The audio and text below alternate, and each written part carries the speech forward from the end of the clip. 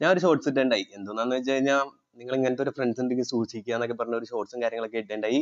So അതിനകത്ത് ആ shorts അവൻ കണ്ടിട്ട് അവൻ എനിക്ക് വാട്സപ്പിലും കാര്യങ്ങളൊക്കെ മെസ്സേജ് അയച്ചു, എന്റെ പൊന്നളിയാന്ന് എനിക്ക് ഒരു കട്ട്ലേറ്റ് വേണമെങ്കിൽ ഞാൻ വാങ്ങി തരാം, നീ ഇങ്ങനെ നാണം കിടത്തല്ലേ എന്നൊക്കെ പറഞ്ഞ്.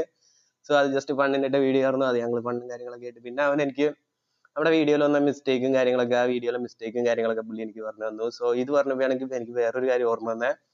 ഞാൻ എന്റെ വീഡിയോക്ക് ഡിസ്ലൈക്കും കാര്യങ്ങളൊക്കെ കിട്ടുന്നുണ്ട്, അതിന്റെ റീസൺ എന്താണെന്നും കാര്യങ്ങളൊക്കെ കമന്റ് ആയിട്ട് ഇടാൻ പറഞ്ഞപ്പോൾ വേറൊരു ബ്രോ വന്നിട്ട് പറഞ്ഞു, എടാ നീ നിന്റെ വീഡിയോസ് ഇതന്നെ, നീ എന്നെ ആലോചിച്ചാൽ മതി, നിന്റെ വീഡിയോയിൽ എന്താണ് പ്രശ്നവും കാര്യങ്ങളിലൊക്കെ. സോ അങ്ങനെ പറഞ്ഞു കഴിഞ്ഞാൽ എനിക്ക് അത് എങ്ങനെ മനസ്സിലാക്കാനറിയാ.